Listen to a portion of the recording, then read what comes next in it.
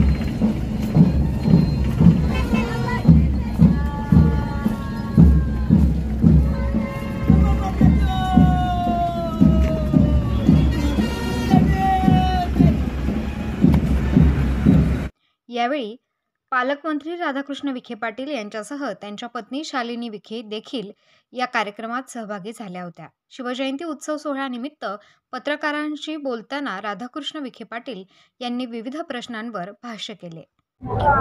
तर पहिल्यांदा मी आपलं सर्वांचं आराध्य दैवत छत्रपती शिवाजी महाराजांच्या स्मृतीला अभिवादन करतो, मानाचा मुजरा करतो आणि खरं आजच्या या सगळ्या सामाजिक आर्थिक व्यवस्थेला योग्य दिशा देण्याचं जे काम आहे हे त्यांनी दिलेली शिकवण आहे त्या आधारित खरं म्हणजे काम करण्याचा आपण संकल्प केलेला आहे।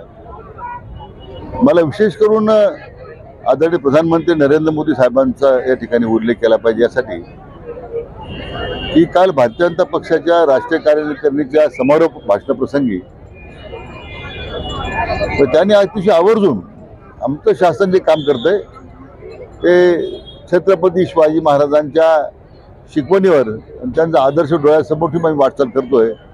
मला वाटतं त्यातच सगळं सामावलेलं आहे। म्हणून अतिशय मनोभावे त्यांनी जो समर्पित भावनेनं स्वतःला झोकून देऊन केवळ इतिहास निर्माण केला नाही, मला वाटतं देशासमोर सामाजिक व्यवस्था असेल, समाजाचं उदारीकरण असेल किंवा सगळ्या व्यवस्था, मला वाटतं धर्माकरण असेल, त्यांचा जो आदर्श आहे तो मला वाटतं आमच्या समोर नेहमीच आम्हाला काम करताना प्रेरणा देत राहतो। प्रतिनिधी जावेद सय्यद, माय न्यूज, लोणी राहता।